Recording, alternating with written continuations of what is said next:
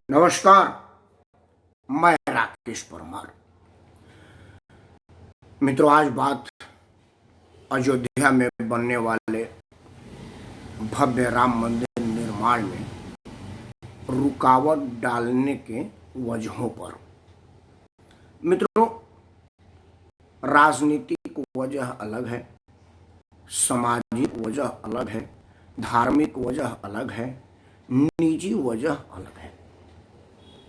सबसे पहले आते हैं राम मंदिर निर्माण में अब तक के रुकावटों के प्रयास पर। मित्रों, अब तक की जो रुकावटों का सिलसिला चला वो हमारे देश के आज़ादी से पहले से, जैसा आपको पता है कि 100 साल से भी ज़्यादा अदालतों में ये मुकदमा लंबित रहा कि भगवान राम है कि नहीं है। खैर, कानूनी प्रक्रिया है वो पूरी हुई। भारत के सबसे बड़े न्यायालय के सबसे बड़े न्यायाधीश के समूहों ने ध्वनि मत से, एक मत से इस निर्माण कार्य का इजाज़त दिया, जिसमें सभी धर्मों के न्यायाधीश थे। सभी धर्मों के न्यायाधीश कहने से पहले मैं न्यायपालिका से क्षमा मांगता हूं, क्योंकि न्यायाधीश धार्मिक नहीं होते।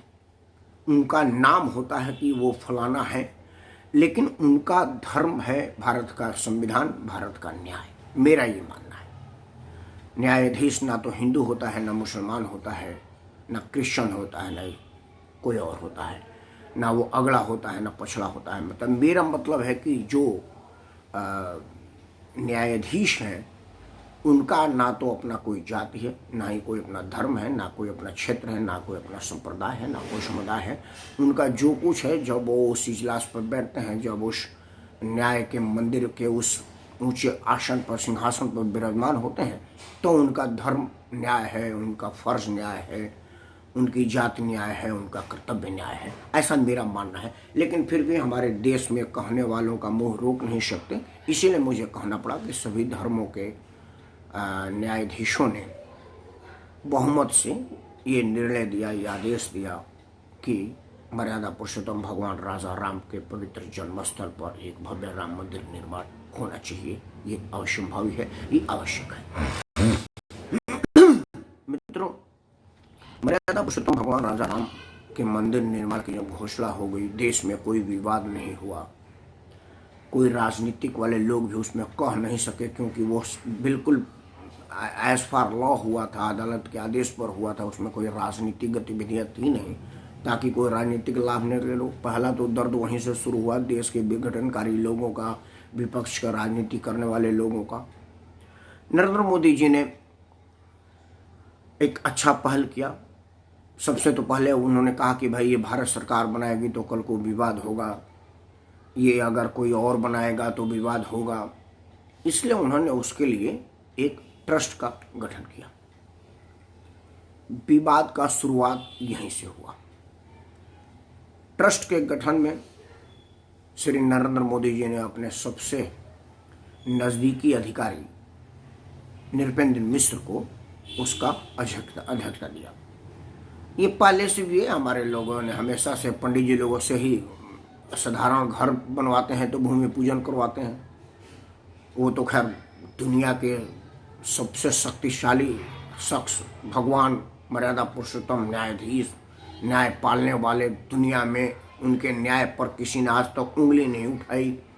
वैसे महामानव के जन्मस्थल पर वो भव्य मंदिर बन रहा था, तो वो तो बिल्कुल त्रुटिहीन ही होना चाहिए।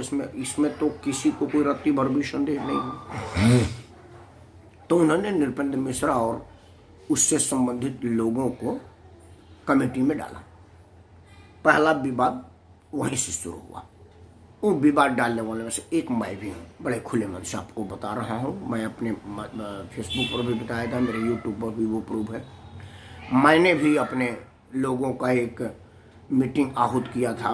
मीटिंग में एक प्रस्ताव पास किया गया कि चूँकि मर्यादा पुरुषोत्तम भगवान राजा राम देश के सबसे बड़े न्यायालय के सबसे बड़े न्यायाधीशों के समूह ने ये प्रमाणित किया है कि भगवान राजा राम एक व्यक्ति थे, उनका जन्म हुआ है, उनके वंशज थे। तो हमने कहा कि अगर अदालत में ये साबित हो चुका कि राजा राम एक लाइव शख्सियत थे, मतलब वो कोई काल्पनिक चरित्र या काल्पनिक छवि नहीं थे। वो उनका जन्म हुआ था, वो सब जो रामायण में वर्णन है कि वो कैसे वनगमन किए, कैसे शादी किए, कैसे रावण राम का युद्ध हुआ, वो सब चीज़ जो परिलक्षित होता है कहानियों में, वो सब सच्ची घटना पर आधारित लेखनी थी। काकभूषण की यादाश्त थी जो उन्होंने सुनाया था रामचरितमानस के रूप में, जिसको तुलसीदास जी और ऋषि वाल्मीकि ने अपने अपने शब्दों में उतारा था, लिपिबद्ध करके पुस्तक का आकार दिया था। वो सब सत्य है। तो हमने कहा था कि अब ये अदालत से प्रमाणित हो चुका है, तो भाई भगवान राम के मंदिर में भगवान राम के वंशजों को तो सदस्यता को मिली चाहिए भाई। उनके भी एक ईंट उठाने का शक्ति देनी चाहिए, एक ईंट उठाने का सम्मान देना चाहिए। तो हमने प्रधानमंत्री को चिट्ठी लिखा था, मीटिंग आउट की थी, मांग की थी कि उस ट्रस्ट में राम के वंशजों को भी शामिल किया जाए। बीइंग क्षत्रिय होने के नाते मैं भी भगवान राम का वंश ही मानता हूँ। वैसे जो भी भारत के लोग हैं, दुनिया के निर्माता हैं, वो तो दुनिया में जो भी लोग हैं वो सब भगवान के वंशज हैं। इसमें मुझे कहीं कोई संदेह नहीं है, मुझे मानने में कोई गुरेज या ऐतराज़ नहीं है। लेकिन फिर भी अगर वो क्षत्रिय कुल के थे तो मैं क्षत्रिय कुल का हूँ, और हमने वो वंशावली के हिसाब से जोड़ के बताया कि हम भगवान राम के वंशज हैं। वो सारा डॉक्यूमेंट्री सुप्रीम कोर्ट में भी गया था और सुप्रीम कोर्ट ने उसको अप्रूव भी किया था।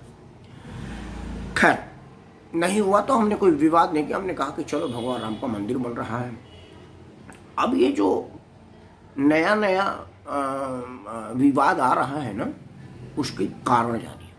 देखिए, अब मैं ये तो नहीं कह सकता कि ये प्रधानमंत्री के कार्य प्रणाली या काम करने के तरीके से विवाद उत्पन्न हो रहा है, क्योंकि प्रधानमंत्री बिल्कुल फुल प्रूफ काम कर रहे हैं, किसी को मौका नहीं दे रहे हैं कि मर्यादा पुरुषोत्तम भगवान राजा राम के पवित्र जन्म स्थल पर भव्य राम मंदिर निर्माण में किसी तरह की कोई लूप पॉइंट पकड़ ले। नरेंद्र मोदी बड़ा पाक साफ और बड़े बढ़िया काम कर रहे हैं। उन्होंने कहा कि सरकार एक फूटी कौड़ी नहीं देगी ताकि कल को कोई ना कहे कि सरकार धार्मिक हो गई, धर्म के आधार पर मंदिर बनवाने लगी। उन्होंने बोला कि भारत के नागरिक देंगे क्योंकि वो भारत के भगवान थे, तो भारत के आराध्य थे, भारत के मर्यादा पुरुषोत्तम भगवान भारत के लोग देंगे। यानी कि हमारे यहाँ एक कहावत है कि अगर आपको किसी चीज़ का सत्यानाश करवाना हो, कोई चलती बढ़िया गाड़ी है और उस चाहते हैं कि गाड़ी एकदम सत्यानाश हो जाए, अंजर पंजर इसका एकदम खत्म हो जाए, तो आप उसमें राजनीति घुसेड़ दीजिए या राजनीतिकों के जिम्मे उसको चलाने का दे दीजिए, उसका सत्यानाश हो जाएगा। ये मैं लिख देता हूँ। एक उदाहरण देता हूँ। नरेंद्र मोदी ने अपने नज़दीकी अधिकारियों को जो जिम्मेवारी देते हैं, उनका क्या उद्देश्य है ये तो मोदी जी बताएंगे। नृपेंद्र मिश्र एक बहुत बढ़िया और आला दर्जे के अधिकारी थे। जब तक प्रधानमंत्री के सबसे नज़दीक और सबसे ऊंचे ओहदेदार नौकरशाह थे, तब तक उन पर किसी तरह की कोई दाग धब्बा नहीं था। बड़े कर्मठ आदमी थे। लोगों को बड़ा चिंता हुआ कि भाई क्या बात है, नृपेंद्र मिश्रा के सेवाकाल को विस्तार देने के जगह उनको सेवा मुक्त क्यों किया गया। मैंने तब फेसबुक लाइव में कहा था कि नृपेंद्र मिश्रा को प्रधानमंत्री कार्यालय से कोई बड़ी जिम्मेवारी मिलने वाली है। मैं तो ये आशंका बनाया था कि क्या उनको राष्ट्रपति बनाया जा रहा है क्या, क्योंकि प्रधानमंत्री से बड़ा तो इस देश में राष्ट्रपति है, और नरेंद्र मोदी राष्ट्रपति बनाएंगे क्योंकि नौकरशाह को प्रधानमंत्री बनाएंगे नहीं, क्योंकि वो ये क्यों चाहेंगे कि वो अपने से हट करके दूसरे को प्रधानमंत्री बनाए। लेकिन उसी वक्त पता चला कि नहीं, वो एक दुनिया के सबसे बड़े मंदिर का ट्रस्टी बन रहे। मैंने चलो अच्छी बात है।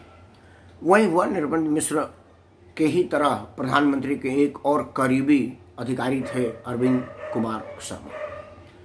अरविंद शर्मा को उन्होंने उत्तर प्रदेश में विश्वकर्मा बनाने का प्रयास किया। उन्होंने कहा कि जिस तरह से विश्व कप में महेंद्र अमरनाथ ने सर्वाधिक अनुकरणीय खेल खेला था फाइनल में, लेकिन कप कपिल देव के हाथ में दिया गया क्योंकि वो कैप्टन थे। तो नरेंद्र मोदी की इच्छा थी कि उत्तर प्रदेश में बेशक कैप्टन बहुत बढ़िया हो, मैन ऑफ द मैच का सीरीज तो हम अपने आदमी को दे ही सकते हैं, लेकिन वो पूज्य योगी आदित्यनाथ जी ने शर्मा जी को 12 मैन भी नहीं बनाया, जो खिलाड़ियों को मैदान में पानी की बोतलें दिया करता था। उन्होंने कहा कि भाई टीम चयन करने का राइट आपको है, ठीक है आप एमएलसी बनवा दीजिए, आपका पार्टी पर वर्चस्व है, लेकिन एकादश की चयन तो मैं करूँगा ना, फील्ड पर कौन उतरेगा, किसको कौन जिम्मेदारी देनी है, किसको किस ऑर्डर में बैटिंग देना है, ये तो कैप्टन का काम है। तो वो कुर्सी पर बैठे और आराम करें, हमें कोई दिक्कत नहीं। ये कुछ इसी तरह का बात मुझे, देखिए मैं तो एक सामाजिक आदमी हूँ और समाज में आशंकाओं पर और इन सब चीज़ों पर सोच के बात करने का बात करते हैं ताकि इसमें हो सकता है कुछ निकल आवे। मुझे ये इसलिए कहना पड़ रहा है क्योंकि संजय सिंह के हाथ में जो दस्तावेज है वो रजिस्ट्री के पेपर रद्दी के दुकान पर तो मिलते नहीं हैं, ना ही रजिस्ट्री के पेपर अखबार और समाचार चैनलों के दफ्तरों में उपलब्ध होते हैं कि कोई भी ले ले। मैंने भी दिल्ली में एक छोटा सा घर रजिस्ट्री कराया है, उत्तर प्रदेश में भी एक घर रजिस्ट्री करवाया हुआ है। मेरे पास ईश्वर की कृपा है, आप सबों के आशीर्वाद से एक मेरे गांव शोभा छपरा बलिया में पुश्तैनी मिल्कियत है। पता नहीं है कि इस पर मेरा नाम चढ़ा है कि नहीं चढ़ा है, मेरे पिताजी का नाम चढ़ा है कि नहीं, मुझे ये भी मालूम नहीं है क्योंकि वो गांव का ज़मीन है। लेकिन हाँ, एक बहुत होशो हवास में हमने एक 2005 में बलिया में एक ज़मीन खरीदा, उसकी रजिस्ट्री हुई है बाकायदा, और रजिस्ट्री करके उसको उसमें एक भवन निर्माण किया गया बलिया जिला मुख्यालय पर। तो उत्तर प्रदेश में हमने ज़मीन रजिस्ट्री करने का सौभाग्य प्राप्त किया है। इस आधार पर मैं कह सकता हूं कि उत्तर प्रदेश में चाहे वो अयोध्या हो या बलिया हो, नोएडा से लेकर के गौतम बुद्ध नगर से बलिया तक की कानून व्यवस्था तो एक ही आदमी के जिम्मे है, पूज्य योगी आदित्यनाथ जी के। जितने वो अयोध्या के मुख्यमंत्री हैं उतने बलिया के हैं, उतने नोएडा के हैं। मतलब उत्तर प्रदेश शासन का ही आदेश तीनों जगह चलता है, मतलब नोएडा से लेकर के बलिया तक। तो मैं अपने बलिया के उस घर के रजिस्ट्री के नाते बता रहा हूं कि रजिस्ट्री के कागज रजिस्ट्री ऑफिस में है और उसका एक कॉपी मेरे पास है और किसी के पास उसका पेपर नहीं है। आरटीआई में आप अगर उसका जवाब मांगेंगे तो आरटीआई देने वाला आदमी पूछेगा कि ये मांगने का उद्देश्य क्यों है, क्या आप राकेश सिंह परमार के ज़मीन की कीमत जानना चाहते हैं या आप उसका मिसयूज करना चाहते हैं, वो देगा नहीं। हाँ, वो ये बताएगा कि भाई फलाना नंबर, खसरा नंबर मकान या ज़मीन नंबर, या क्योंकि रजिस्ट्री ऑफिस में तो खसरा नंबर से पहचान होती है ना, वो तो हमने बाद में मकान नंबर डाला हुआ है। तो वो ये बताएगा कि वो कोई पूछ सकता है कि ये किसको संबंधित है मकान, तो वो आरटीआई में शायद ये कह दे कि ये राकेश सिंह परमार की मिल्कियत है, लेकिन वो उसका मूल दस्तावेज तो नहीं दे सकता। इतनी तो मुझे समझ है। मैं देश के राष्ट्रीय राजधानी में भी एक ज़मीन रजिस्ट्री कराया हूँ। मैं भारतीय राजधानी में रहता हूँ और आप सबों के आशीर्वाद से यहाँ भी मेरा एक निजी आवास है, फ्लैट नहीं है, ज़मीन है और ज़मीन पर बनाया हुआ घर है। तो मेरे पास दिल्ली में भी ज़मीन के रजिस्ट्री का अनुभव है और उसका पेपर है। उस आधार पर भी मैं आपको कह सकता हूँ कि कोई आदमी, उसका एक मूल प्रति मेरे पास है और एक रजिस्ट्री ऑफिस में, डीडीए में, मतलब दिल्ली में जो ज़मीन होती है वो डीडीए में होती है। किसी और के पास वो कॉपी नहीं हो सकता। चूँकि कानून का एक छोटा मोटा विद्यार्थी मैं भी हूँ, थोड़ी बहुत जानकारी मेरे पास भी है। कोई आरटीआई में मांगेगा तो वो बता सकता है कि भाई दिल्ली के फलाना वाला मकान का मालिक कौन है, वो कहेगा राकेश परमार। उसके आगे उसका मूल कॉपी तो आरटीआई वाला नहीं दे सकता। तो संजय सिंह के पास वो कॉपी कहाँ से गया? या और जो राजनीतिक में लोग हैं जो रोज रोज उस कॉपी को लेकर के फोटो कॉपी दिखा रहे हैं, बाकायदा ओरिजिनल है, मतलब वो ओरिजिनल का फोटो कॉपी है, वो कोई कंप्यूटर प्रिंटेड नहीं है। तो वो उस तरह की अगर कोई दस्तावेजी प्रूफ लोग दिखा रहे हैं तो क्या कोई घर का भेदी है जो उन दस्तावेजों की छाया प्रति इन लोगों को उपलब्ध करा रहा है कि भाई ये लीजिए और इसमें कुछ घोटाले जैसी बात कह के आम जन के मानस में विद्वेष फैलाइए? क्योंकि देखिए, इससे 3 आदमी की बदनामी हो रही है। सबसे पहला बदनामी हो रहा है पवित्र उस मंदिर निर्माण कार्य में लगे हुए लोगों का, क्योंकि इल्ज़ाम भारत के प्रधानमंत्री पर नहीं लगा, उत्तर प्रदेश के मुख्यमंत्री पर नहीं लग रहा है, क्योंकि प्रधानमंत्री और मुख्यमंत्री उसमें कहीं भी नहीं है। इल्ज़ाम लग रहा है ट्रस्ट के ट्रस्टियों का, ट्रस्ट के अध्यक्षों के ऊपर कि वो ज़मीन औने पौने दाम में खरीद रहे हैं और घोटाला कर रहे हैं। हालांकि इसमें कहीं घोटाला प्रमाणित नहीं है, क्योंकि घोटाला इसको नहीं कहते कि कोई ज़मीन 1 नंबर में आरटीजीएस से पैसा दे रहा है और 1 नंबर में पेपर दे रहा है, ये घोटाला नहीं है। 4 रुपये की ज़मीन 4 करोड़ में दे रहा है, ये भी घोटाला नहीं है। सीधी भाषा में मेरी ज़मीन है, ये मेरा चश्मा है और ये मुझे मालूम है कि ये 50 रुपये का चश्मा है, आपको जरूरत मैं 50 लाख में दूंगा, लेना तो लो, नहीं छोड़ दो। कहो कि भाई तेरा चश्मा 50 रुपये की क्यों देना चाह रहा 50 लाख में, मैं बोलूंगा मैं दूंगा। आप जा करके देखना कि वो राकेश परमार सेलिब्रिटी 10 बजे जो आता है फेसबुक, उसी का बड़ा कीमती है। लो, नरेंद्र मोदी एक मामूली सूट को एक दिन पहन लिए थे अमेरिका के राष्ट्रपति के साथ, वो 10 लाख में बिकी ना। इसका मतलब नहीं था कि वो सूट 10 लाख का था, वो नरेंद्र मोदी ने पहन लिया था एक बार 1 घंटे के लिए, इसलिए उसका कीमत 10 करोड़ हो गया। आप लोग खिलाड़ियों का बैट, हैट, क्रिकेट का वो सब पार्ट, बड़े बड़े हीरोइनों के कपड़े, फलाना वाला फिल्म में ये पहने थी साड़ी, आप देवानंद का एक सूट, ये आप लाखों करोड़ों में नीलाम होते नहीं सुना है क्या? नीलामी उस शख्सियत के नाम की हो रही है कि भाई ये विश्व कप का फाइनल में जो छक्का लगा था युवराज सिंह के द्वारा, वो ये वाला बैट है, तो उसका कीमत तो बेशकीमती हो जाएगा ना, फिर वो तो लाखों करोड़ में होगा, उस पर तो कोई चर्चा नहीं हो सकता। वो फिर वो 100 रुपया का या 500 रुपया का बैट नहीं रह जाएगा, बैट रहेगा वो विश्व कप जिताने वाला। तो इसमें घोटाला नहीं है। फिर तो वो नरेंद्र मोदी का जो 10 लाख का सूट लिया, वो तो वहां घोटाला हो गया भाई। नहीं, उस आदमी ने 1 नंबर में बोली लगा के 10 लाख का लिया, उसके पास 1 नंबर में 10 लाख रुपया था और नरेंद्र मोदी के सूट खरीदने की शक्ति थी। उसी तरह से जो भव्य मंदिर बन रहा है, इस मंदिर में वो जमीन लोगों को खरीदने की उस ट्रस्ट के पास शक्ति है, पैसा है, वो जमीन खरीद रहा है, और वो बेचने वाला का 5 रुपया का 500 करोड़ हो सकता है भाई। ये तो मैं तो आपको बता रहा हूं, एक बार पहले भी वीडियो में बताया था कि आप में से कोई भी आदमी, अगर ये जो लोग सुन रहे हैं या जो कल जो सुनेंगे या जो लोगों के पास ये वीडियो किसी भी माध्यम से जाएगी, मैं आपको एक छोटा सा टिप दे रहा हूं बिजनेस का, मुफ्त में। असल मैं कंसल्टेंट ही हूं, कंपनी मामलों का सलाह दिल्ली में देता हूं, एक मुफ्त में आपको सलाह दे रहा हूं। आप चाहते हैं कि आप 1 रुपया खर्चा करके 1000 रुपया कमाए 1 नंबर में, तो आप काशी और मथुरा में तुरंत जमीन ले लीजिए, वो भी 1000 गुना ज्यादा होने वाला है तुरंत, क्योंकि भारतीय जनता पार्टी के पास कोई मुद्दा है नहीं, वो छोड़ेगी नहीं। अयोध्या के राम मंदिर पर 2 सीट से 200 के पार की ना भाई, आगे रहना है कि नहीं? तो आगे रहना है तो काशी मथुरा तो है भाई। आपने सुना नहीं, अयोध्या तो झांकी है, काशी मथुरा बाकी है। तो आप काशी मथुरा में लीजिए, आपका जमीन 1000 गुना ज्यादा बढ़ने वाला है। खैर, मेरा ये मानना है कि उसमें घोटाला नहीं हुआ है, लेकिन जनमानस के मन को प्रदूषित करने का प्रयास तो किया जा रहा है कि ट्रस्ट की बदनामी हो। अब जब ट्रस्ट की बदनामी होगी तब राजनीति इसमें घुसी। अब जो आम आदमी पार्टी का प्रवक्ता बोल रहा है या कांग्रेस का बोल रहा है या सपा का बोल रहा है या कोई भी मतलब मोदी विरोधी बोल रहा है, वो ये नहीं कर रहा है कि ट्रस्ट में माने, वो मोदी को कह रहा है चंदा चोर। अब नारा आने लगा, चंदा चोर गद्दी छोड़, चंदा चोर गद्दी छोड़।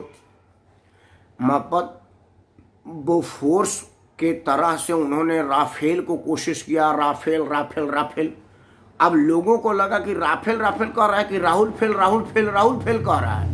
अब वो कांग्रेस वाला नारा लगाते थे राफेल राफेल, और हमारे जैसे के दिमाग में जाता था Rahul fail Rahul fail Rahul fail. बोला राहुल फेल है तो छोड़ भाई, भाजपा को वोट दे। उसी तरह से ये चंदा चोर कुर्सी छोड़, चंदा चोर कुर्सी छोड़, तो अब लोग कर रहे हैं कि मतलब वो जो राजीव गांधी ट्रस्ट को चीन से चंदा आ रहा है उसकी करो हो, मतलब 44 सीटें उसको भी छुड़वा दें। समाजवादी पार्टी वाला कह रहा है कि चंदा चोर कुर्सी छोड़, तो लोग रहे अच्छा वही वाला चंदा जो टाइल के नीचे से था, जिसको उखाड़ने के लिए टाइल उखाड़ना पड़ा, ओ हो ठीक है भी छुड़वाई गए, फिर इसे छुड़वा देंगे। अभी मायावती ने नहीं शुरू करने तो लोग कहेंगे अच्छा ये वही वाली है ना जो 28,000 की बैग लेके घूमती है, ओ हो ठीक है। तो ये तो पब्लिक है, सब जानती है। लेकिन क्या है कि ये जो उद्देश्य है वो बड़ा खतरनाक है। वो मैं राजनीतिक उद्देश्य आपको बता रहा हूँ, देखिए है क्या। बड़ा मुश्किल से उत्तर प्रदेश और केंद्र में एक ही पार्टी की, एक ही मत की, एक ही विचार की सरकार आई है, डबल इंजन की सरकार। अयोध्या और आसपास में जो विकास कार्य हो रहा है, प्रधानमंत्री अभी कल उसकी मॉनिटरिंग करेंगे, उसको अपने हाथ में उस निर्णय की समीक्षा करेंगे कि क्या क्या काम कहाँ कहाँ हो रहा है, किस स्तर पर हो रहा है। कोरोना महाकाल अगर नहीं चल रहा होता तो नरेंद्र मोदी वहाँ खुद जाकर के देखे, क्योंकि फ्रंट से लीड करना नरेंद्र मोदी का काम है। आप सबों को याद होगा कि कोरोना टीकाकरण का जब सबसे पहली बार हमारे देश में एक कंपनी ने बनाया तो पुणे में प्रधानमंत्री चले गए। उनको टीका विज्ञान का ज्ञान नहीं है। वो चाहते तो टेलीफोन पर पूछ सकते थे कि कब बनेगा, लेकिन वो फ्रंट पर इसलिए गए ताकि वहाँ के वैज्ञानिक देखें कि भाई देश का हाईएस्ट सिविल अथॉरिटी हमको आया है हमारा मनोबल बढ़ाने के लिए। इसके पहले चंद्रयान के उड़ने पर वैज्ञानिकों के मनोबल बढ़ाने के लिए भारत का प्रधानमंत्री नहीं जाता था। फोन पर मैसेज चला जाता था, फैक्स चला जाता था, तार चला जाता था, congratulation you done very well job, और वो समाचार रात को देखे भारत के प्रधानमंत्री ने वैज्ञानिकों को बहुत बहुत शुभकामनाएं दी, खत्म हो गया। ना सुनने वालों को ध्यान होता था, ना जानना जिसके लिए भेजा वो ध्यान होता था। लेकिन नरेंद्र मोदी ने कहा है कि वैज्ञानिकों को जा करके वहां फ्रंट पर उनको बधाई दिया जाए। इस वजह से नरेंद्र मोदी जाने जाते हैं, चूंकि कोरोना काल है, वो वर्चुअल उसको मीटिंग करेंगे। तो वो एक बहुत बढ़िया बात है। जो देश में विघटनकारी शक्तियां हैं, जो तार के नीचे से घुसपैठ करवा करके देश में आबादी बढ़वा रही हैं, जो देश भर में प्रायोजित रोहनियाओं को बसा करके देश में इस्लामिक आतंक बढ़ाना या राष्ट्र गजबाए हिंद करने का जो योजना पर काम चल रहा है, उसको ब्रेक लगा हुआ है। अब आप में से कितने लोगों ने यह सब सुना कि लावारिस वस्तु बम हो सकती है? कृपया आपके सीट के नीचे radio, transistor, mobile, tiffin bag या कोई भी चीज़ लावारिस हो तो हाथ न लगाएं। निकट के पुलिस स्टेशन में संपर्क करें या 100 या 102 पर फ़ोन करें। जनहित में जारी। धन्यवाद। आपने कहीं ये सुना? आया कभी? जैसे पहले आता था ना, रुकावट के लिए खेद है, वो टीवी पर आते, वो कहीं खेद वाला फट्टा आया, वो तो खत्म हो गया ना, तकनीकी खत्म हो गई, क्योंकि वो सरकारी खत्म होगी ना।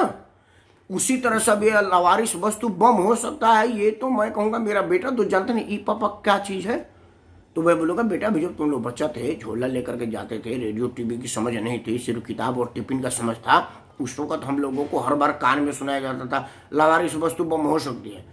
मैं सरोजिनी नगर मार्केट में गया तो वहाँ सुनाया जाता, कोई भी वस्तु को हाथ न लगाए, लावारिस वस्तु बम हो सकती है। किसी का पैकेट गिरा हो तो ये मत समझ लें कि किसी खरीदार का पैकेट गिर गया, उसमें बम भी हो सकता है। तो ये सब चीज़ें अब नहीं है, खत्म हो गई हैं। लोग उसी दुनिया में वापस हमको ले जाना चाहते हैं, उसी खौफ में जीने देना चाहते हैं, क्योंकि आप उस खौफ में जिए कि लावारिस वस्तु बम हो सकती है, और प्राइमरी स्कूल में मास्टरी करने वाला आदमी हवाई जहाज से मतदान करने के लिए आएगा। आपका ध्यान उधर नहीं है, क्योंकि आपका ध्यान तो लावारिस वस्तु बम हो सकती है पे गया हुआ है। आप लावारिस वस्तु बम हो सकती है कि चिंता करें कि आप किसी चीज़ को वस्तु को हाथ मत लगाने ना, और उधर वेटरनरी अस्पताल के चपरासी वार्ड की जमीन पर सोने वाला आदमी का बेटा हवाई जहाज में केक काटेगा अपने जन्मदिन मनाने के लिए, क्योंकि आपका दिमाग वहां नहीं जाएगा। वो इसीलिए किया गया था। अब वो सब चीज़ें खत्म हो रही हैं। मित्रों, उत्तर प्रदेश में सिलसिलेवार तरीके से जो रोहनियाओं को बसाने का कुप्रचार मतलब कुव्यवस्था की गई थी, अब वो फिर केजरीवाल का एक विधायक अमानतुल्लाह खान ने नोएडा और कालिंदी कुंज में उन लोगों को धोखे से बसा दिया। मतलब एक जगह तो उनके घरों में आग लगवाने का नाटक किया, वो फर्नीचर मार्केट को, ताकि वहाँ से वो जल्दी खाली और वो फ्लाईओवर के नीचे सारा रेहनिया बच जाए, क्योंकि सड़क के बगल में है। रात में आराम से छिनताई करते हैं और तुरंत अंदर घुस जाते हैं, पता नहीं चलता। और अंदर जाने के बाद वहाँ पुलिस नहीं जाती, क्योंकि मुझे याद है कि एक बार पुलिस वाला नशा के खेप पकड़ने के लिए गए थे तो उन लोगों पर हमला कर दिया था रेहनिया मुसलमानों ने, क्योंकि वो उनको बसाया जा रहा था कि अवैध काम, छिनताई, बलात्कार और नशे की खेप खुराक जो है वो उधर से ही होता है। अगर देश भर से रेहनिया मुसलमानों को, बांग्लादेशी घुसपैठियों को बाहर निकल दिया जाए तो पुलिस के काम खत्म हो जाएगा। फिर पुलिस आराम से घर में आराम से करेगी नौकरी, क्योंकि पुलिस का काम वही है बंगालियों की वजह से। इस वजह से बांग्लादेशी यहाँ पर है, तभी तो पुलिस का काम है। यही चाहने वाले लोग अब चाहते हैं कि लोगों के मन मस्तिष्क में किसी तरह से खौफ, किसी तरह का डर, किसी तरह का संशय पैदा करके इस सरकार बदला जाए, क्योंकि अब राम मंदिर के नाम पर तो हम कुछ नहीं कर सकते, तो राम मंदिर के नाम पर चंदा चोरी की बात करें। अब इतनी बड़ी मंदिर में ट्रस्ट के माध्यम से किसी को भ्रष्ट बनाने का मौका नहीं मिला, तो वो कलप रहे हैं। हो सकता है कि कुछ लोग ऐसे हों जो अरबों रुपये की अकूत भंडार दे करके ललचाए हुए हों कि भाई इसमें कुछ अपना भी बन जावे, और वो ट्रस्ट में बैठे हुए ट्रस्ट लोग करेंगे ना ना ना ना ना ना, ये तो भैया भगवान के नाम का है भैया, इसमें से तो 1 रुपया नहीं छू सकते, तो उनको बड़ा दिक्कत हो रहा हो। तो हमारे यहाँ भोजपुरी में कहते हैं कि न खेल अब न खेले दे, खेलवे बिगाड़ दे। मतलब पीच खोद देंगे भैया, आप ना करो तो पीच की खुदाई तो कर सकते हैं ना भैया, अगर हमको खेलने नहीं दोगे तो कहीं ये पीच खोद देने वाली मतलब साजिश तो नहीं है?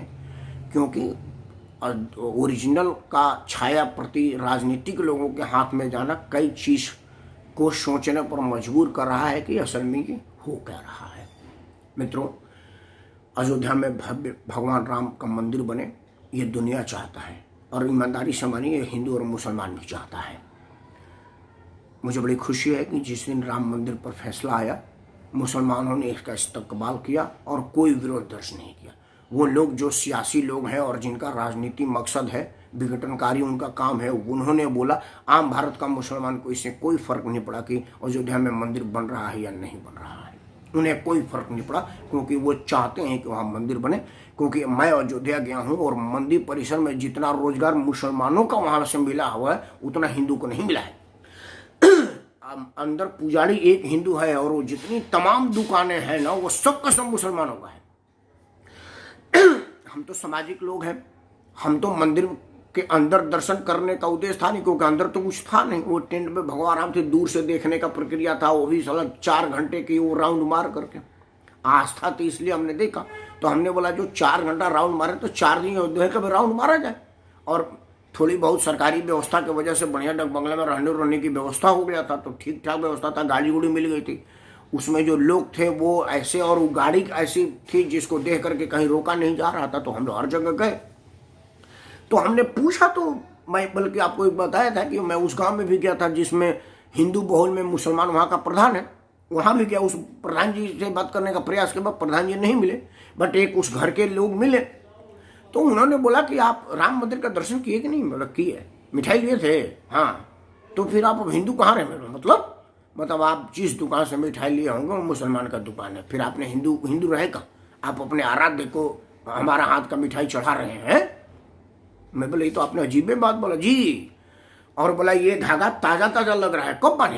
कल बना था, मंदिर से लिया था। ओहो, तो ये हमारा ही है। मैं बोला क्या कह रहे हैं? अरे हमरा ही ये। और वो सिंदूर उंदूर कुछ लिए पत्नी के लिए? मैं बोला हाँ वो लिया हूँ, तो रूम पे है। बोला वो सब मुसलमान का है। मैं बोला क्या बात कर रहे, चलिए चलते हैं। भाई वो मेरे साथ गया, वो लाइन से लगे दुकानों ने, आधा बरजे बड़े मियाँ कर। मतलब हुआ क्या कि सबके सब बताया कि ये मुसलमान हैं, ये जो धागा बेच रहे हैं, ये जो वो कर रहे हैं, वो सबके सब मुसलमान हैं, उनका रोजगार चला। अब बताइए, भगवान टेंट में है तो ये सैकड़ों हजारों मुसलमान का रोजी दे रहे हैं। अगर भगवान का भव्य मंदिर बन जाएगा तो आप कल्पना कर रहे हैं राकेश परमार जी की कितने खुशी और सुखी हो जाएंगे हम लोग। हम क्यों नहीं चाहेंगे कि यहाँ पर मंदिर बने? हम चंदा देंगे भगवान राम के मंदिर में, हम दुआ करते हैं। आप जानिए, आप विश्वास करिए, अल्लाह से जब हम दुआ मांगते हैं कि हे अल्लाह, हे परवरदिगार, हे खुदा, जल्दी से जल्दी मर्यादा पुरुषोत्तम भगवान राम का भव्य मंदिर बना, दुनिया से लोग आएंगे तो हमारा ही न बेचा हुआ सामान खरीदेंगे, हमारा रोजगार बढ़ेगा और अमन चैन होगी। अयोध्या अमन चैन चाहती है, विवाद नहीं चाहती। तो मित्रों, यही सियासी लोगों को हजम नहीं हुआ और उन सब ने इसको कहा कि भाई किसी तरह से विघ्न डाला जाए। तो क्या डाला जाए? तो हो सकता है उस ट्रस्ट में जिन लोगों को स्थान नहीं मिला, उस ट्रस्ट से जिन लोगों को कमाने का मौका नहीं मिला, वो पेपर लीक किए और उस पर बवाल हुआ। दूसरा क्या हुआ कि जिन लोगों को मौका नहीं मिला उसको बैठ करके लपके और इस मौके का फायदा उठाए और देश में बदरसन फैलाने का प्रयास किया। आप सब खुश रहें, निरोग रहें। आएगा तो मोदी योगी, कुछ होने से होगा नहीं, क्योंकि जहाँ पर कृपा राम की हुई, अतः पर कृपा कर सब कोई। तो ये सब राम भक्त हैं, तो किसी का कौन बिगाड़ेगा? लेकिन आप अपना मन मैला ना करें। राम मंदिर में किसी तरह का कोई घोटाला भगवान बर्दाश्त नहीं कर सकते हैं। भगवान को नकारने वाले 80 में से 75 लोग कैंसर से मर गए। भगवान का पाप है। और एक बूढ़ा दधीच की हड्डी के जैसा आदमी खड़ा रहा, वो भगवान राम का आशीर्वाद है। तो सोचिएगा, भगवान राम अपना नहीं बिगाड़ेंगे तो आपका नहीं बिगाड़ेंगे तो खुद का बिगाड़ने देंगे। इसलिए मस्त रहिए, आराम रहिए और जय श्री राम कहते रहिए। जय श्री राम।